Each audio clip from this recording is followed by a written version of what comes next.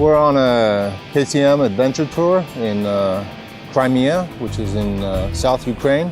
In my country, we're not allowed to ride in terrain, so this is a great vacation where we get to ride anywhere we want.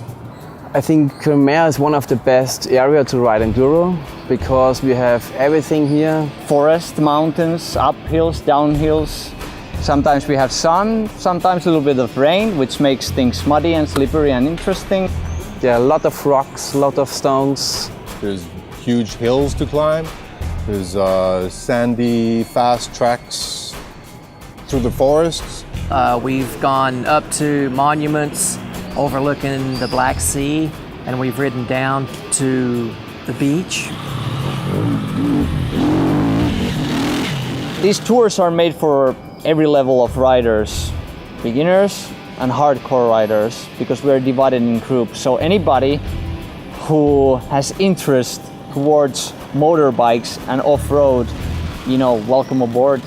The last bike I had was a road bike, but I haven't ridden off-road in over 20 years, so that was the hard part for me. A lot of information was thrown at me from the very beginning. It was like drinking water out of a fire hydrant, but there has been some really good instructors on this trip, and they gave me some really good pointers that eventually sunk in. So every day that I've ridden, I feel like I've gotten a little bit better and a little bit more comfortable on the bike.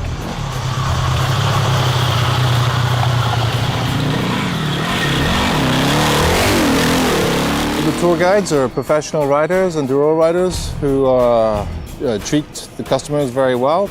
I've dropped my bike several times on a steep incline, and the guide will get off his bike and come and pick mine up and get me out of trouble. Tour guides speak very little English, but that hasn't been a problem because they speak enduro and they speak specifically good hard enduro. And that's basically, they just show you how much clutch, do you use brake at all, full gas or little gas, and where you put your weight on the bike. You just follow these instructions. You don't need English, Ukraine, you don't need any language, only this hard enduro language.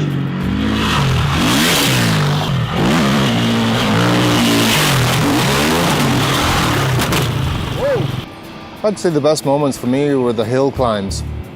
To try and get up a hill and maybe do one try and not make it, and then get some advice, and then try again, and maybe still not make it and get a bit more advice from the tour guides, and then make it.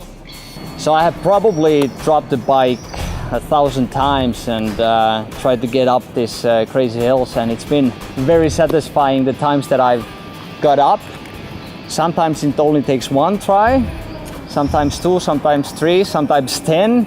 And even after that I won't make it, but when I get up the hill, those are definitely the best moments that this tour offers.